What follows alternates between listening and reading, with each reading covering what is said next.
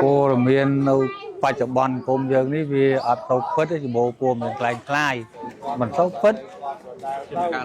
ba việc cả là cô miền khai cho nó cái cắt to hay có AI ba tao nhà được phim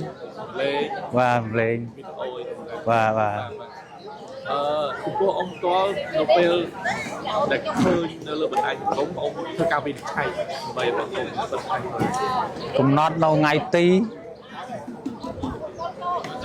nhưng chờ cùng nót ngày tí ba khơi bố ngày tí vẫn đi ở xa cõi mùi nước ở đã ngày tí khó cái này lại nắng ពួកមានខ្លាំងខ្លាយគឺពួកមានពិតគឺបដិទ្ធបាទបដិទ្ធខុសពីពិតការពិតបាទដូចជាកាត់តការនិយាយញុះញង់ពាក្យសម្ដីបាទខុសពីការពិតនឹងហើយជាពួកមានខ្លាំងខ្លាយពិតបាទអញ្ចឹងកាលណាបើពួកមានខ្ញុំមុននឹងអានខ្ញុំទៅពិចារណាសិនបាទតើពួកមានពិតឬក៏ពួកមានបដិទ្ធឬក៏ខ្លាំងខ្លាយបន្លំកាត់តបាទខុសពីការពិតកាលណាយើងគិតមើលយើងមើលថាតើពួកមាននេះបាទវា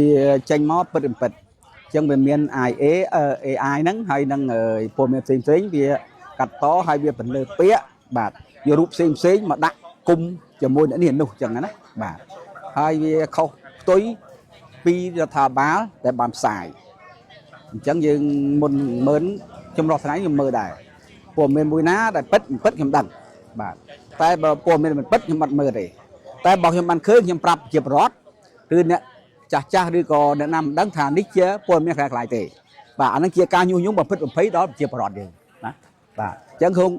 ជាប្រវត្តិកុំជឿបាទការជ្រុំទី1យើងបានឃើញព័ត៌មានទី2នៅពេលយើងចុះតាមភូមិឬក៏ប្រជុំសពស្អីយើងទៅជ្រាបតាមគាត់ណាជ្រាបគាត់ណាបាទអញ្ចឹងបងប្អូនជាប្រវត្តិមុននឹងមើលណាព័ត៌មានមួយមុននឹងជឿមួយយើងទៅស្ដាប់ណាហើយពិចារណាថាតើពុំពិតឬមិនពិតបាទអញ្ចឹងណាហើយយើងស្ដាប់ទៅ